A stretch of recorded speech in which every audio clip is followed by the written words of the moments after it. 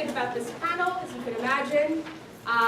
This is an issue also that's of critical importance today, and especially relevant to Johns Hopkins, given the university's relationship with, well, I suppose, the military and the NSA. The Human Rights Working Group has been quite involved in work around, as you know, the drone campaign, given the involvement of the APL lab, in NSA-funded research. APL lab received something like $1 billion in grants from the government. So the highest academic recipient. I beg your pardon? The highest academic recipient. Okay. Of Pentagon money. So the issue hits very close to home, and we also had sort of proof of that with Matt Green this past year and his blog, which you'll hear more about this evening. And so our three speakers are all very involved, both in sort of activism, whether as academics or community organizers on the question of mass surveillance. And so we're excited to have Matt Green, who's associate professor here at Johns Hopkins and teaches in cryptography. Shahid Buttar, who is the executive director of the I work with an organization that's okay.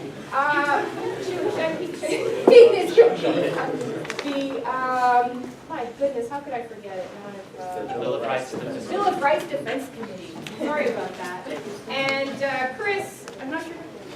Soghoian, who is with the ACLU and who is principal technologist and senior policy analyst there.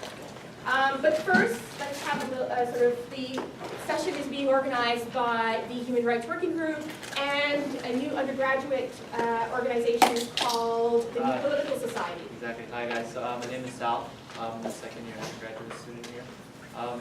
So we're the other organization that's co-sponsoring the thing. The New Political Society is a student group that a close group of friends and I decided to found this past semester. And the motivation and impetus behind this was really we want to kind of create a sphere for students on campus to engage in more like critical political dialogue. We felt that that wasn't here, or there wasn't someone who was organizing events for the undergraduate student body to kind of get involved and engage in these types of political issues that are very contentious and many times, go against a lot of, whatever, like our university policies and such. We're just getting started now, and hopefully over the next semester we'll be doing similar events. We have a few other big events planned as well. Again, thank you for all the students that came out here. I think that's really encouraging. That's something that we really want to push more in the future. And hopefully we can collaborate more with the Human Rights Working Group and other groups similar to them that are involved in these various issues to host these types of events. And Derek? Oh, there you are. So I just want to say something very quickly about the Human Rights Working Group drone campaign. We have more material in the back with the specifics about it, but in addition to the in excess of $1 billion in military, homeland security, and NSA research that's done in the Applied Physics Laboratory, drone research is starting to come to Hopkins in the Malone Hall building, where there's smaller materials-based contracts, but you can see the influx of military contracts coming to this campus as well, so it's a very urgent issue for us. And we urge you to sign on to our petition that calls for them to militarize drone research at Hopkins. It's in the back, and also if you sign up for the Human Rights Working Group mailing list, you'll receive information about events like this, in addition to events on labor and politics within the city, or the continuing drone campaign at Hopkins. Thanks. So without further ado, we'll start with our speakers, and we'll start with Chris. And as I mentioned, Chris is principal technologist and senior policy analyst. He's actually, when was the conference with, just a few weeks ago, wasn't it? Last month. Last month. Chris appeared together with Edward Snowden in Edward Snowden's first appearance in public, well, on screen, really. And so he and his colleague, Edward Snowden's lawyer at ACLU, spoke on security issues and technology. So he has very close relationships, I suppose, with Edward and with that whole movement. So please begin. I was going to say, in terms of the format, what we're going to do is we'll allow each speaker to have about a 15-minute session and talk a little bit about what they do in their activism, as well as how this whole event relates to them. And then we'll open it up to audience questions after each speaker has spoken, and then to let everyone interact. So if you have any questions, just hold them until the end after all three has spoken. So thank you all for coming. I'm actually a Hopkins alum. It's always nice to come back here, although the town has changed quite a bit in the past few years. As was noted in the introduction, I work for the American Civil Liberties Union, which is a 100-year-old civil rights organization. I work for a team of lawyers who do primarily surveillance and Fourth Amendment-related litigation. We sue the government when the government violates people's rights, specifically when they spy on people or intrude upon their private spaces. I specifically have been working on the issue of government surveillance for about 6 years. My PhD was focused on this topic, really at the intersection of technology and law, and so it's been fascinating over the last 8-9 months, as surveillance has become a topic that regular Americans are now talking about again, in the way that they talked about it, in the 70s.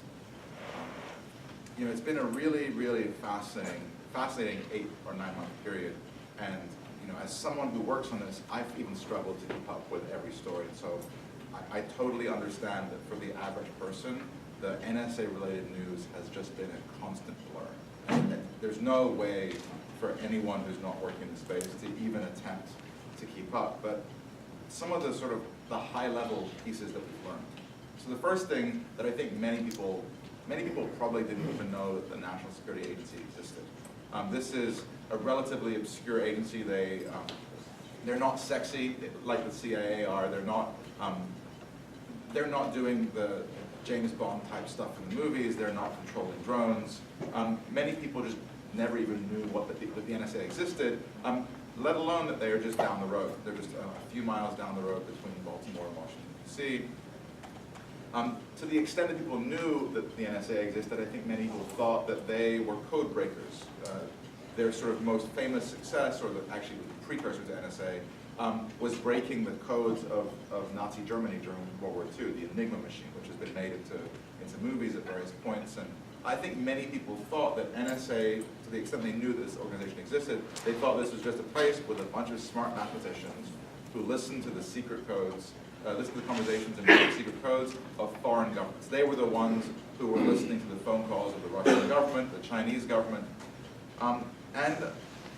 But over the past 8 months, I think what we've learned is that the gigantic apparatus, the spying apparatus that the NSA has built, that's supposed to be pointed outward, has in fact been pointed inward.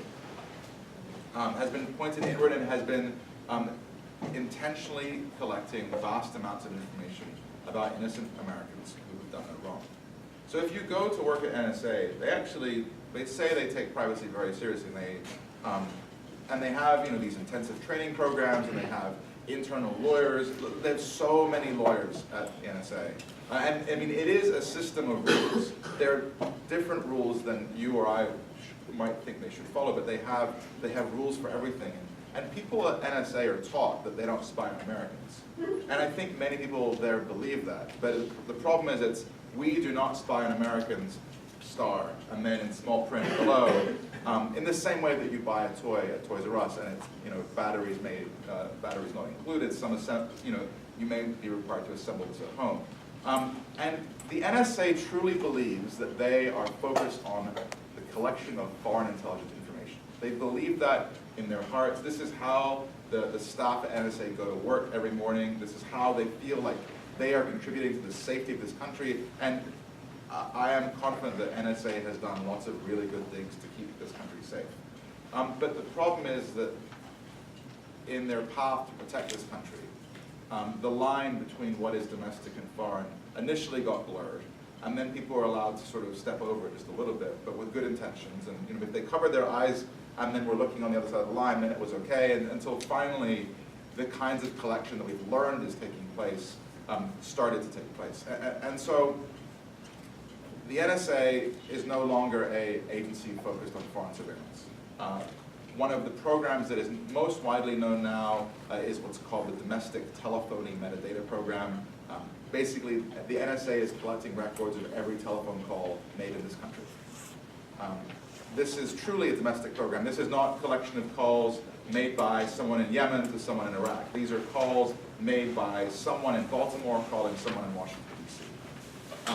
And the reason that they were able to perform this, to engage in this kind of program, while still keeping true to their mission, is that in the view of the NSA, it's not collection if you don't look at it. So they believe that it's okay for them to collect every record as long as it's just sitting in a computer data center somewhere, and it's only computer programs that are looking through it and scanning it, not human beings. They have different interpretations. They have different meanings for words that many of us use. Things like search, things like scan or collect. Right? In the NSA world, in the NSA dictionary, collection only is triggered when a human being looks at it. And so that's allowed them some freedom to do things that the rest of us might think would be domestic surveillance. We've learned that they have this database of call records, which means that there's a database, there's an entry somewhere at Fort Meade revealing every single person who called an abortion clinic, every single person who called a suicide hotline, or a gun shop, or a gay bookstore. And the assurance they give us is, well, don't worry, we're not looking for that. We are only looking for information about people who are doing really bad things. But then you probe them a little bit and you say, well, how are you looking for those bad people? And they say, well, we have these algorithms. We have these algorithms that we can use to search for information. And the algorithms that they have involve searching through multiple hops. And what that means is, if a particular person that they think is a bad guy is in this database, they will look for every person that has called that person. And then every person that has called those people. And then every person that has called those other people. And so they go layer by layer by layer. You could imagine, for example, if a would-be terrorist calls Pizza Hut to place an order for a pizza, every other person who's called that Pizza Hut has now been caught in that net. Every person who's called someone who's called that Pizza Hut is now in their net. And again, NSA is focused on catching what they believe are the bad guys, but their methods are invasive, they are overbroad, and they are pointed at the United States. We've also learned that NSA is collecting vast amounts of information about domestic internet traffic. For several years, they were collecting metadata, so similar to the telephone records, they were collecting records of emails, so they were collecting records of who was emailing whom, which web pages people might be viewing, and that took place for several years. We've also learned that NSA, with their partners at GCHQ, which is the British intelligence agency, have been engaging in even more collection of information. So GCHQ has been compiling a database of every single time anyone in the world clicks the like button on a web page. Every single time someone visits a video on YouTube and watches that video, GCHQ is collecting that data to provide live information to politicians. They want to know which videos are becoming hot in Turkey before anyone else knows. Maybe there's a video that is going to lead to riots. They want to know that, and the way they get it is by scanning the web, by monitoring all these people's connections. The most interesting revelation that came out just in the last month or two was the news that GCHQ has been creating screenshots every minute or two of people's Yahoo webcam chats. So people are using Yahoo Messenger to communicate, like Skype, video webcam conversations. A significant number of these apparently are intimate. And GCHQ didn't have the storage capability to save raw video, but they just saved screenshots every minute or two, and then captured a vast amount of sensitive information. Now the reason they did this, and the reason they grabbed the Facebook likes and the YouTube views and the telephone records, is because the general approach within this intelligence community is to collect it all.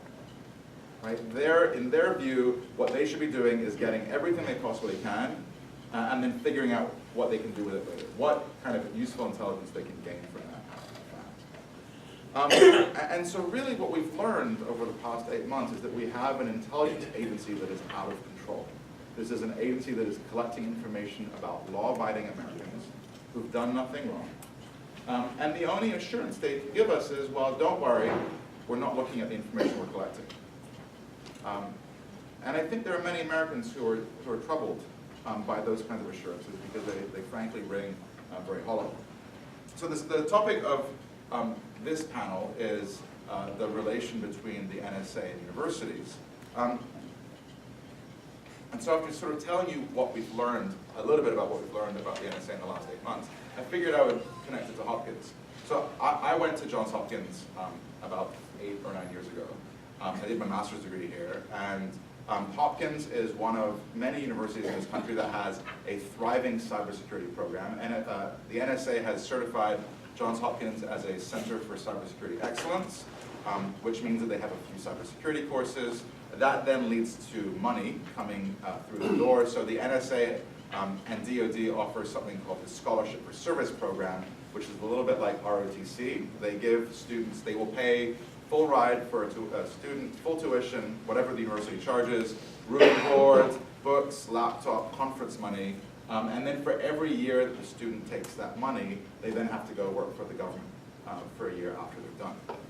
And so I don't know what the current enrollment is, but it's typically around a dozen or 15 students who are getting this scholarship for service deal. There's a separate, similar program that NSA specifically offers. But you know, if you get cybersecurity skills at Hopkins and then you graduate, in theory you can go work for any government agency. You could go and you know, be an assistant administrator or do security for the Park Service or the FDA. But realistically, all of the jobs in the Beltway area with cybersecurity skills are at NSA or in the military-industrial complex. And so every year, you know, this class of students are indebted to the U.S. government and are going there.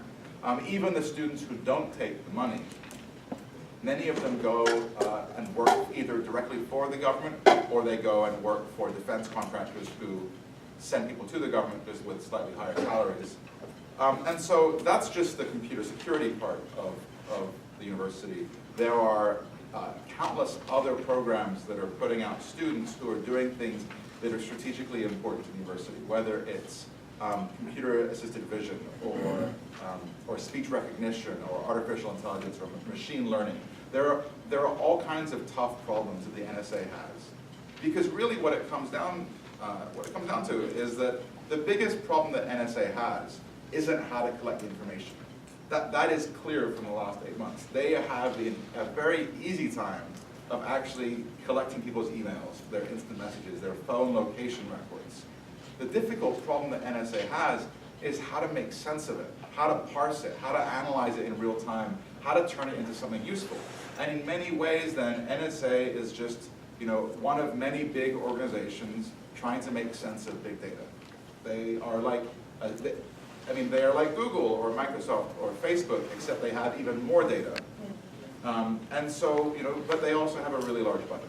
And so this university and every other big university is putting out students who have the kinds of skills that the NSA is desperate for. You know, and when the students graduate, you know, this is a great employer. You know, you have great quality of life. You get to work on interesting problems.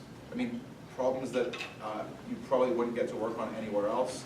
If you have a particular breed or type of cybersecurity skills, if you know how to break into systems, what you can do at NSA, you cannot do anywhere else. You can lawfully hack if you work at NSA. You can break into people's computers at NSA, and you know, that's probably pretty fun. I mean, there's a reason that, you know, many people do this illegally, and it's not for the money that they make. It's because it's really, really fun to do this stuff.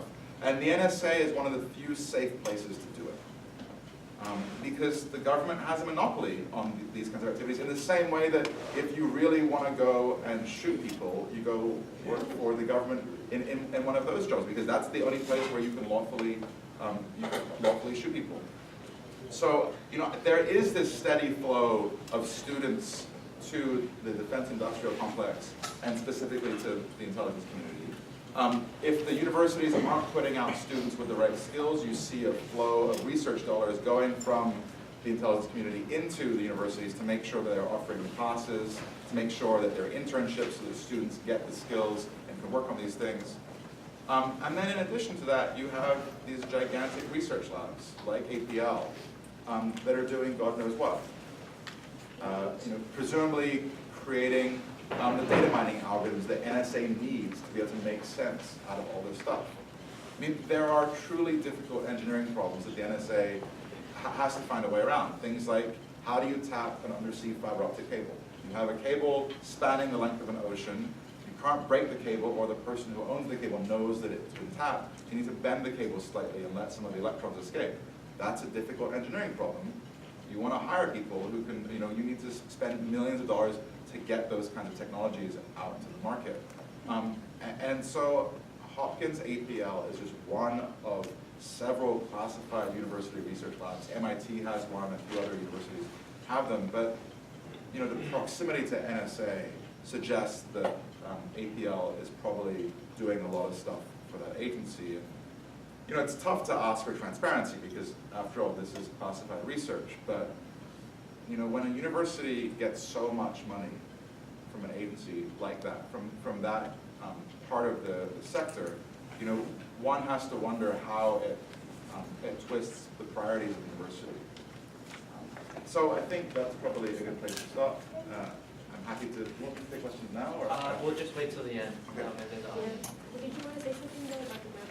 About that case, or- I mean, Matt, do you want me to describe your incident, or do you want to do it yourself? we should. I can do it, otherwise I won't have 15 minutes. Okay. So perhaps Matt, can you keep the introduction?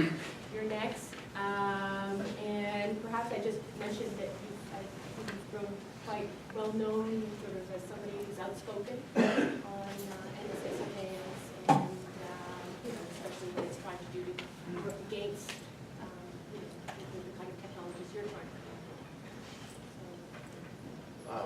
Okay, Chris calls me an activist. I spent the last few years trying not to be an activist, and somehow he's dragged me into it. So I think before I get into what I'm actually here to talk about, maybe it's just good to say that it's really nice to see you all here. I went to my undergrad at Soghoian College, and this kind of thing happened every day. Since I came to Hopkins, this happens never, so I really appreciate you doing this. So that said, let me tell you a little bit about what I do and how I got involved in this situation. So I am a cryptographer. I have a PhD in computer science. I focus on the field of cryptography, which literally means hidden writing. It's the science of building secret codes. And so what I do is sometimes I make new codes, and sometimes not very often, but I find problems in the way people have built other codes. And that's kind of my job, and it's not very interesting. It's very scientific. It's interesting to me, but it's not very interesting to anybody else. And so, or at least I thought it wasn't very interesting to anybody else, until very recently.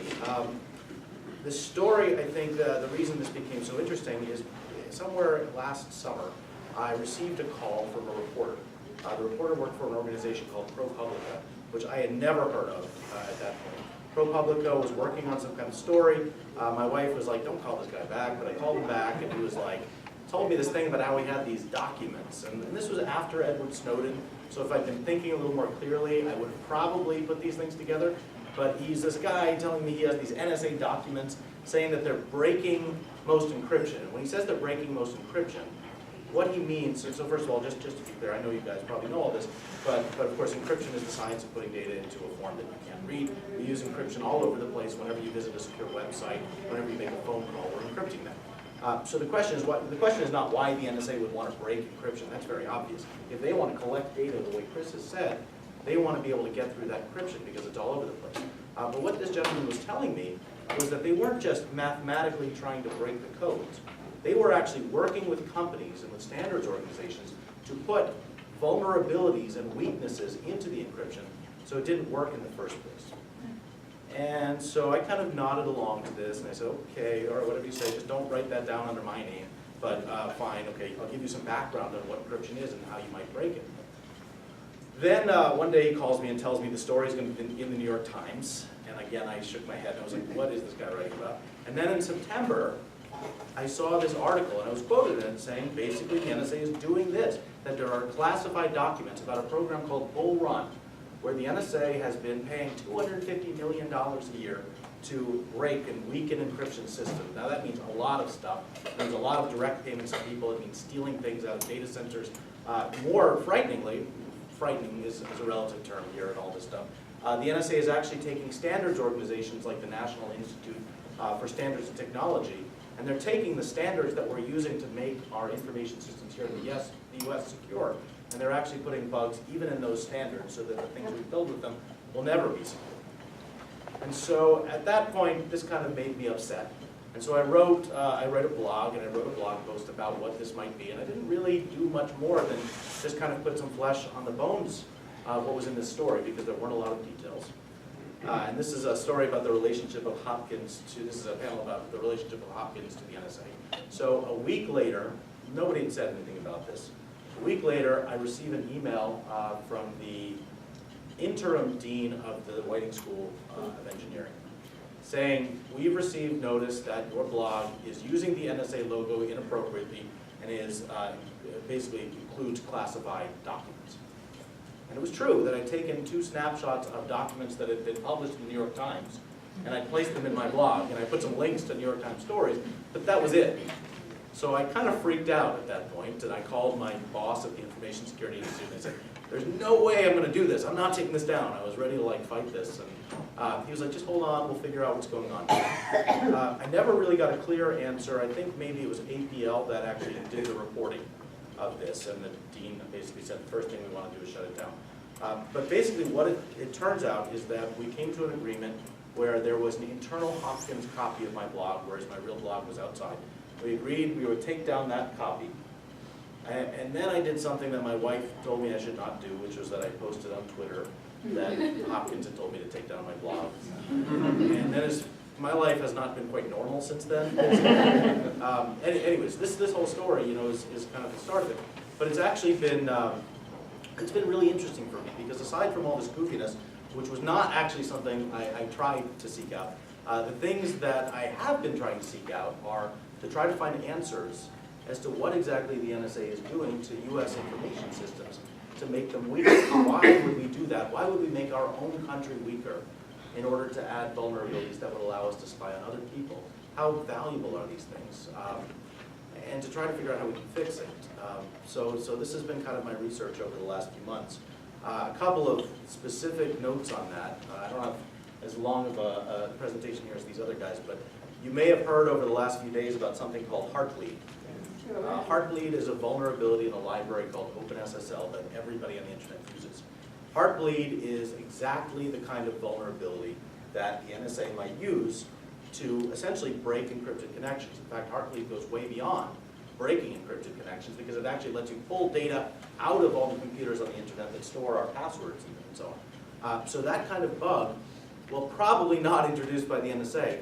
Those bugs are very, very easy to introduce. And what I've learned just in the last few months is that many of the projects like OpenSSL, who had not been thinking about this, really had taken no precautions to prevent that kind of vulnerability from being deliberately introduced. So we know they're out there now. And the question for me is kind of, you know, how do we fix those things?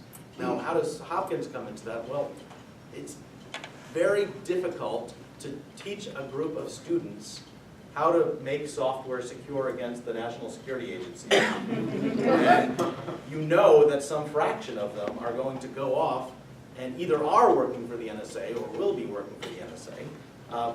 But maybe that's not the biggest deal in the world. I think there's also just a general question of, you know, how much should researchers like, you know, me and my colleagues in computer science be focusing our resources into kind of changing the threat model? You know, how should we be adjusting the way we think about computer security so that we can actually build systems that are secure not only against hackers but against our government? Is that a goal we should really have? So these are the things I've been thinking about.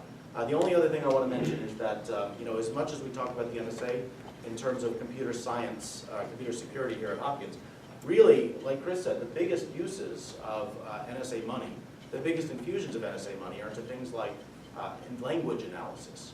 It's not people hacking that is bringing the huge amounts of money to Hopkins. It's people being able to understand what other people are saying in those emails and over those other connections. In fact, we have a secure facility, a SCIF, on the other side of the campus that basically does exactly that kind of work. Cleared work, where we have university professors working there with clearances and doing all that kind of stuff. I don't really know whether that stuff is good or bad. It's not quite as morally obvious as drone research. I think we can all agree that drones are generally, people get killed because of drones. But people also get killed because their emails gave away their location or led somebody else to think that they were in a location, or that they were a person who should be killed. We don't know how much that stuff is going to hurt us as Americans. It makes me wish that we had a little bit more transparency, both in Hopkins, just in this country as a whole, to understand what's going on.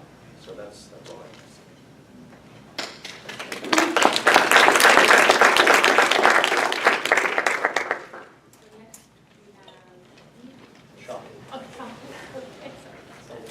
And who is Executive Director of the Rights Committee. And he's a lawyer by training, got his degree from Stanford, and has been at 2002. No, it was founded in 2000. Oh, it was founded in 2002. Okay, all right, anyway. So, yeah, thanks for having me. I'm really excited to see you guys here. I'm very honored to be on the panel with each of these guys. I am not a technologist, just to put it out there. I'm a constitutional lawyer. So I'm going to approach these issues from a somewhat different angle, and I'm going to start with history. So just to get a sense of where we're at in the room, I'd love a show of hands from people who've heard of COINTELPRO. Does that mean anything? It's about half of you. And then maybe about half an hour ago, Chris referenced the military-industrial complex. Does anybody remember where that term was coined? Yes, good. Is anybody not familiar with President Eisenhower's departing address in 1961? Don't feel bashful. Like this is an educational institution. We're here to learn things, right? Okay. So the magic of one modern technology that the NSA is co-opting. I looked up President Eisenhower's address while Chris was talking. So I want to read from you about 45 seconds. Mind you, this is the former Supreme Allied Commander in World War II who goes on to become the US President, a bona fide war hero, right? One of two particular war hero presidents who were assertively repudiating executive power in our history, the first being President Washington, and this is the words of President Eisenhower in 1961. Our military organization today bears little relation to that known by any of my predecessors at peacetime, or indeed by the fighting men of World War II or Korea. Until the latest of our world conflicts, the U.S. had no armaments industry. American makers of plowshares could, with time and as required, make swords as well. But now we can no longer risk emergency improvisation of national defense. We have been compelled to create a permanent armaments industry of vast proportions. The conjunction of an immense military establishment and a large arms industry is new in 1961 in the American experience. Here's where it gets good. The total influence, economic, political, even spiritual, is felt in every city, every state house, every office of the federal government. We recognize the imperative need for this development, yet we must not fail to comprehend its grave implications. Our toil, resources, and livelihood are all involved, so is the very structure of our society and the councils of government. We must guard against the acquisition of unwarranted influence, whether sought or unsought, by the military-industrial complex. The potential for the disastrous rise of misplaced power exists and will persist. We must never let the weight of this combination endanger our liberties or domestic processes. We must take nothing for granted. Only an alert and knowledgeable citizenry can compel the proper meshing of the huge industrial and military machinery of defense with our peaceful methods and goals. So, how knowledgeable has our citizenry been over the last 10 years? Not very perfect. It's You know nothing of what the NSA was doing until about a year ago. Members of Congress charged with oversight of these agencies claim to have known nothing about what these agencies were doing. Even since then, executive officials have lied to Congress and gotten away with it. What I mean to draw out here is that the alert and knowledgeable citizenry that Eisenhower suggested, or let's say commanded us to maintain, to guard our freedoms, it has not had the opportunity to exist in the last 12 years, right? There have been multiple methods of circumvention. And the reason I read Eisenhower's quote to you is for multiple reasons. The first is that this writing has been on the wall for at least 2 generations. He was Babe Ruth calling the right field fence. What is the NSA co-opting the internet and the phone system, if not the domestic metastasis of the military-industrial complex? It is that vast armaments industry turning its fangs on you. Let that sink in for a second. Okay, so I mentioned about COINTELPRO a second. I just want to unpack that for people who haven't heard of it. Chris referenced the period in the 70s when there was a cultural conversation about spying in our country driven by a set of events that were very much in the public view then, that quite frankly determined an entire generation's views toward executive power. And you can see it in everything from Hollywood depictions of conspiracy theories that were very dominant in movie making in the 80s, to even the electoral changes at the time. You can see it in the Church Committee in 1976. So let's go back there. I'm going to give you a brief timeline since the 1970s of this set of issues. So in 1970, it would have been 2 or 74 possibly, a group of anti-war activists, not far from here, outside Philadelphia, broke into an FBI office. And they found documents suggesting that the FBI was infiltrating and monitoring domestic peace groups, civil rights groups, groups that were advocating for equal rights for women, Native American rights, Puerto Rican independence, white supremacy, insert cause here. And it sparked a 2-year congressional investigation that in 1976 culminated in the release of 3 reports by the Church Committee in the Senate and the Pike Committee in the House. I'm going to get back to those bodies in a second and what ended up happening with them. But the Book 3 of the Church Committee's report in 1976 described a series of counterintelligence programs described by the government amalgam COINTELPRO for short.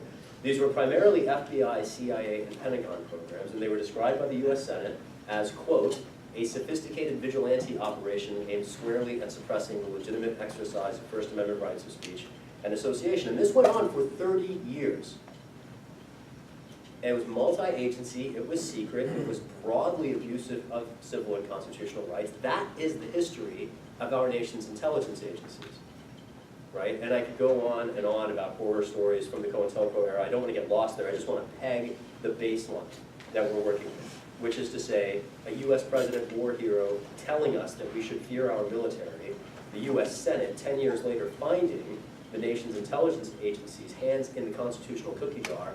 Fast forward 40 years, the same thing's happening to an even vaster extent, but masked particularly by the same secrecy that protected the FBI, the CIA, and the Pentagon for the 30 years between 1950s and 1976. Which is all to say that government spying in secret, abusing the rights of the American people, these are well-established traditions in our nation's history. This is what our intelligence agencies do as a matter of historical fact. So let's step into the current time slice. I want to suggest to you that there are values beyond privacy to worry about.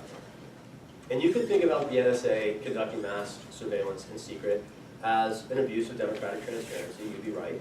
You could think of it as an abuse of the independent checks and balances that the founders of our country built into the Constitution to try to constrain executive power from becoming potentially tyrannical. You'd be right about that. You could describe it as an example of institutional corruption, which I'll zoom in on a bit, and you'd be right about that. And you could describe it as an abuse of the public trust, privacy, sure. I want you to think of its relationship to freedom of thought.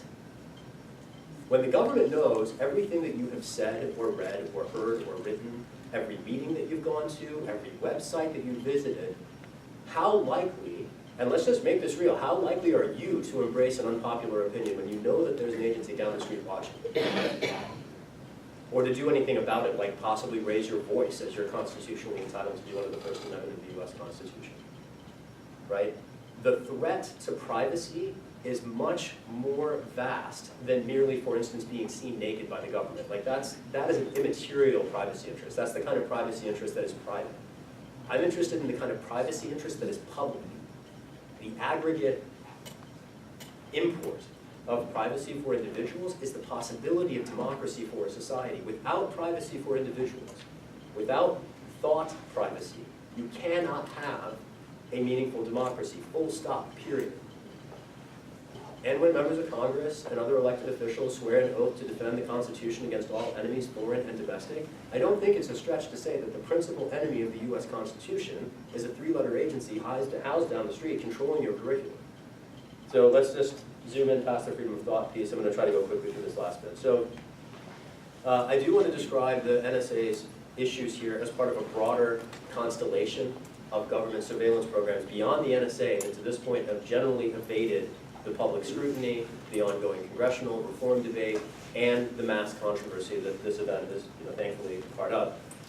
The FBI's problems with respect to domestic surveillance continue unimpeded. You can see it particularly in the Occupy movement, when there was established a document trail of a coordinated FBI campaign to shut the movement down through force using local police departments. That represented not just the loss of the freedom of thought, but the freedom of assembly as well. There are, just last Thursday, there were coordinated actions in 7 different cities around the country calling attention to local police surveillance coordinated through DHS-funded, Department of Homeland Security-funded fusion centers. And Chris actually just drew my attention on the way here to a piece of news today out of New York City that NYPD had grown renowned. In fact, the Associated Press got a Pulitzer Prize for exposing to the public the NYPD's surveillance operations targeting particularly Muslim New Yorkers and anyone who happened to be near them. So if you went to a school anywhere in the Northeast and there was a Muslim student in your class, it would not be unlikely that there was an NYPD agent in the class monitoring at least what that student said, and by extension, anything you might say as well. And the infiltration of university campuses, I mean, I'm citing this example for a reason, right? Like, the infiltration of your spaces that are meant to be free opportunities for exchange and discourse by the intelligence agencies is much more severe than merely an abuse of your privacy, right? That is a collective harm that has dramatic implications for our society.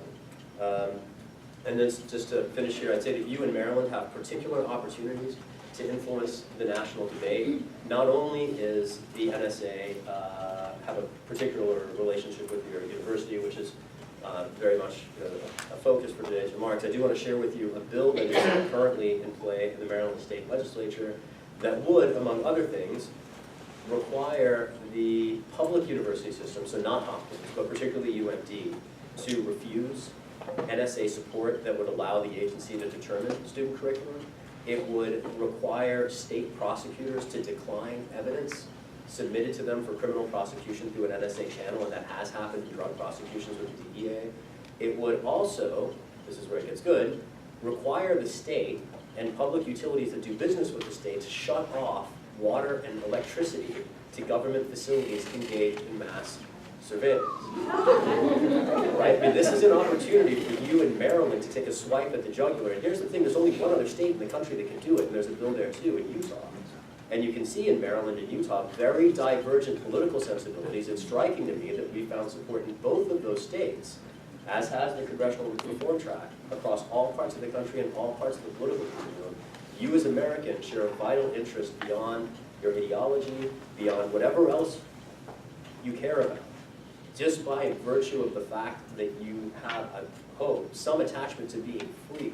There are others like you from very diverse viewpoints and backgrounds around the country, and you in Maryland have particular influence because you vote in a state and you live in a state that has one of the principal spy centers in it. And through state legislation, you have an opportunity to defang the beast even while we wait for Congress to get off its hands, and while we wait for the courts to finally do anything to demonstrate their independence, and while we finally wait for the president to wake up and remember his pledge as a candidate to that. You know the NSA is the largest consumer of electricity in the state of Maryland. The reason they're in Utah, the reason they're opening the data center in Utah is they're not actually able to grow anymore in Maryland. The grid here is tapped out. They max out power.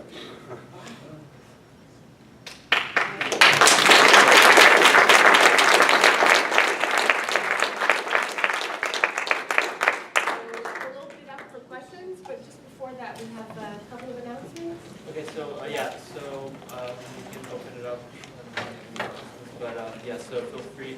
I'll actually start with my question, and then from there, anyone in the audience, please direct your question to one of us. So I guess my question is for Mr. Buttar and Chris. Mr. Buttar brings up the historical component of this, and how Eisenhower warned us about the potential disasters that could come about if a military-industrial complex of the nature that many people accuse us of having today. But at the same time, I think mass spying is something that many of us now know occurred in the 60s with MLK and the Vietnam War protests. And those are also on a very large scale, maybe not as big as it is now. So my question is like, why is it now that the public is all of a sudden against it? There's been so much about where it's come so much farther. During the 60s, technology is very elementary compared to what it is today. And then I guess the second component is like, so what are the solutions? Because I don't think it's practical to take this very reactive approach and go, the NSA is all bad, or shut down the NSA or whatever. So like, what policy changes do you see that have already occurred or in the pipeline that are occurring or should occur to maybe somehow fix it or lead to some more benefits? Yeah, I mean, I'll just say that the technology that existed in the 60s did not allow for mass surveillance. There was certainly abusive surveillance in the 60s, right? So, the Attorney General at the time, Robert Kennedy, authorized, and this was lawfully authorized surveillance, well, it was definitely authorized, of Martin Luther King. They secretly recorded him with his mistress, and then sent copies of those recordings to him and basically said, you should do the right thing and kill yourself. That was truly an abuse of power by the state, and there were infiltration of student groups and other things, but what the state couldn't do in 1968, and what they would have loved to do, but technology didn't let them do, was monitor everything. What technology lets the government do now is in essence have a time machine, right? They can, in 68, if you became a person of interest, they could get a wiretap order, they could spy on your calls, they could listen to what you're saying. But today, if you become a person of interest, they can roll back time and see what you said last week or the month before. They can see what web pages you were looking at 6 months before, which things you were typing in the search engine. And of course, we treat search engines, we have this very special relationship with search engines, right?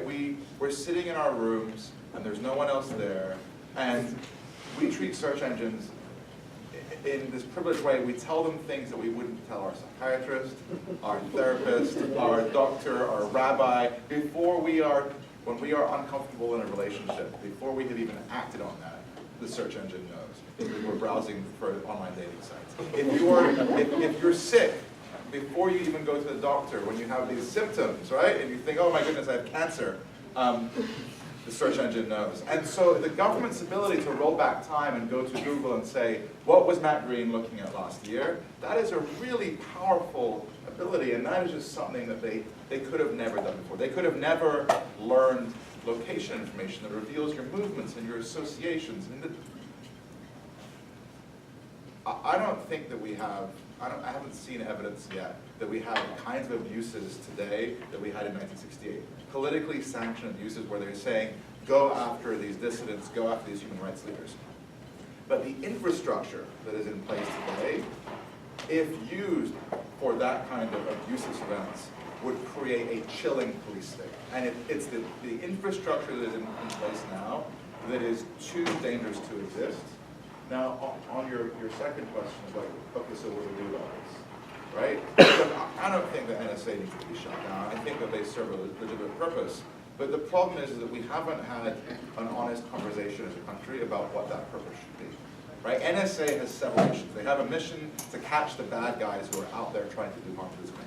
And I don't think anyone would disagree with that mission. But they have several other missions too. And one of those other big missions is to learn what's happening in the world to provide information to policymakers. So when the President of the United States sits down with the President of Canada and they're negotiating the tariffs on imports of wood from Canada, the NSA people give the President some information before he goes in that room so that he knows what the Canadian position is going to be, what the talking points are, what the negotiating points, how far he can press the Canadian Prime Minister until he folds. Right? And we do that with every meeting, both at the presidential level and the Department of Commerce and all these federal agencies that are engaged in negotiations around the world. We gather information because it is of strategic political importance to our bureaucracy, the people who are working for us. Now, I personally don't think that global mass surveillance justifies that kind of advantage. You know, I would like America to get cheap imports, but I don't think that spying on everyone in the world is worth it. And we don't need to spy on everyone in the world to catch the bad guys. But what happens is we have this global system where we treat everyone's information like a resource to be mined, and we sell it to the public on the back of this terrorism stuff, but then we use it for all these other things too. I think that NSA's mission should really be focused on spying on bad people and governments who wish to do us harm, but I don't think we have any business spying on our trading partners, on our allies.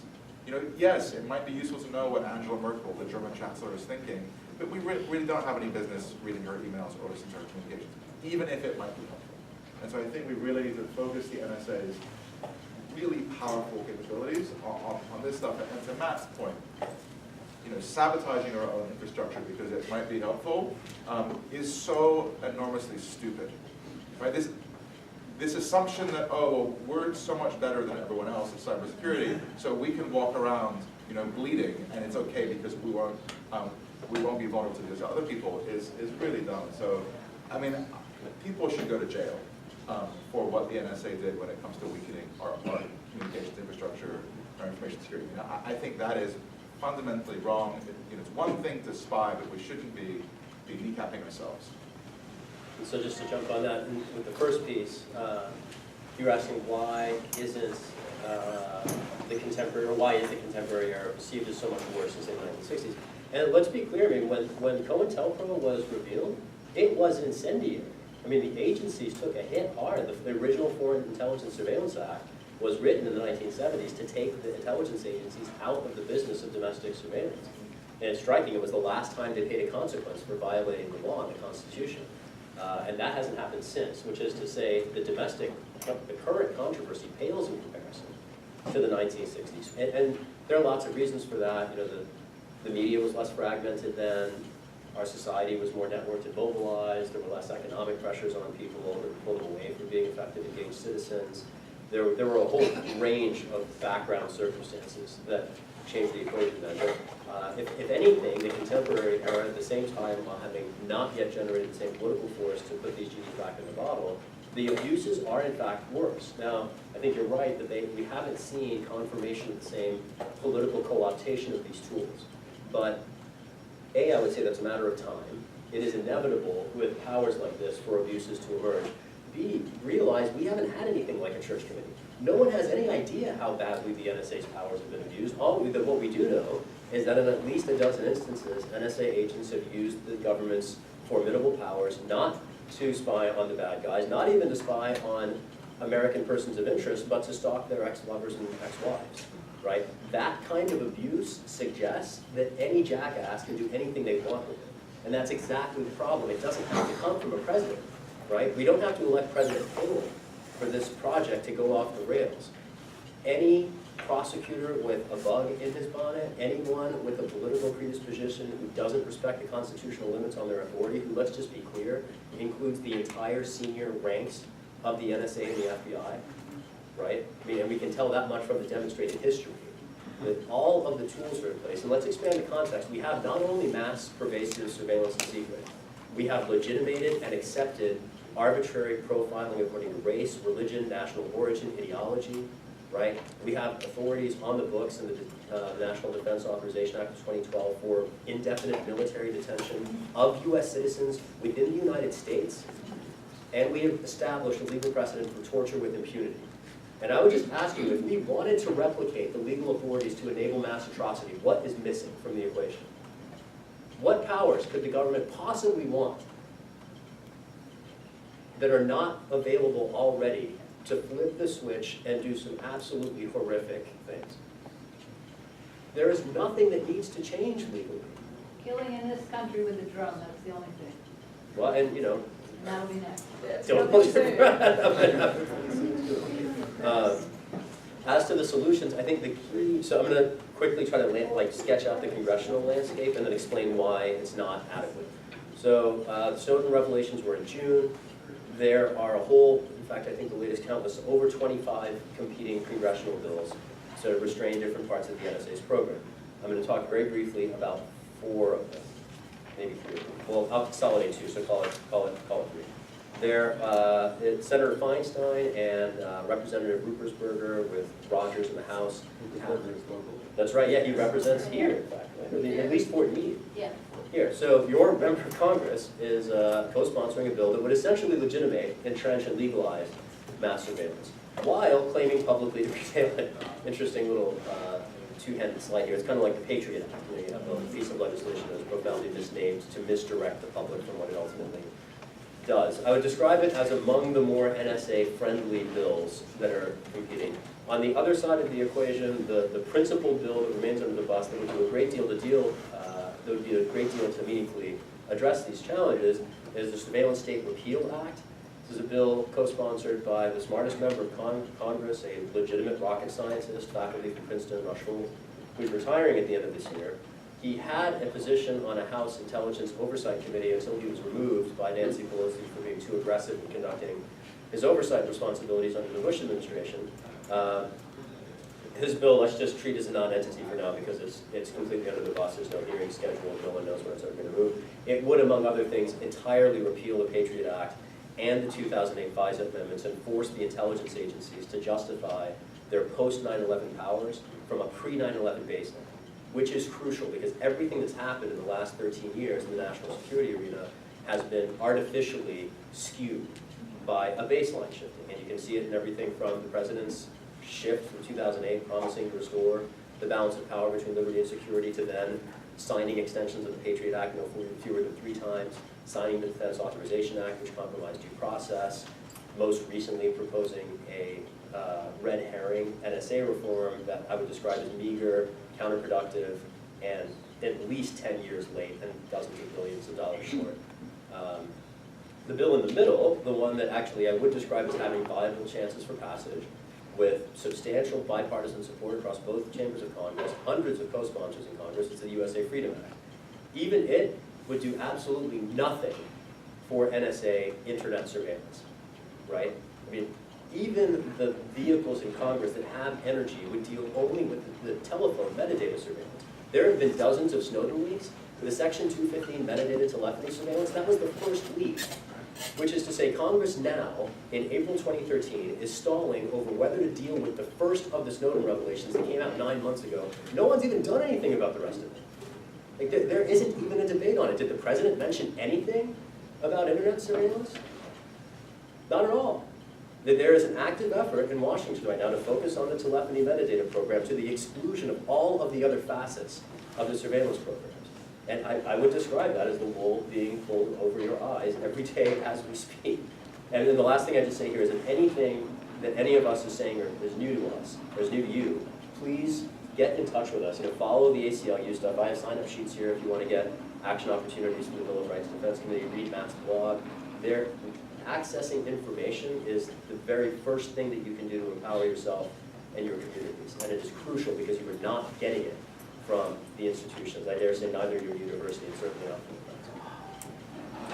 I just want to mention too, we have a petition for the drone campaign, so please sign it on your way out, and sign up for our mailing list as well if you want more information about events like these. Could I say just one other thing? I'll be quick. Yeah, go ahead. In addition to arming yourself with information, the second thing you can do is organize. Right? When Matt talked about Oberlin and there being things like this happening all the time, students have enormous social privilege, and you might not feel it, but you have more flexibility over your time than you ever will again in your life.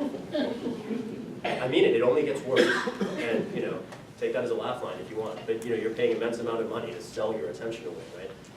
And you also have the privilege for the moment of essentially being paid to study things. It's quite likely the case that you'll never have that privilege again, right? You have access, you have flexibility, and every social movement in our nation's history has been spearheaded by students. And I'm not gonna, weave some, nicely sounding scheme about being the leaders of tomorrow. Like, you are the leaders today. And if you don't organize, there is not a lot of hope for the rest of us. And that starts with signing the petition, getting involved with your student organizations, starting them if they don't exist already, right? Reach out and connect with the people who share your concerns, because it's only by building that discourse yourselves that there is an opportunity to breathe some legitimacy to this whole sordid saga. When we call on you, just please state quickly your name and if you're a member of the community or a professor or something. So My name is Max Obashevsky, and I've been protesting Johns Hopkins University's applied physics lab for many years, peace activist. I want to question two things that were said. One is, I firmly believe that the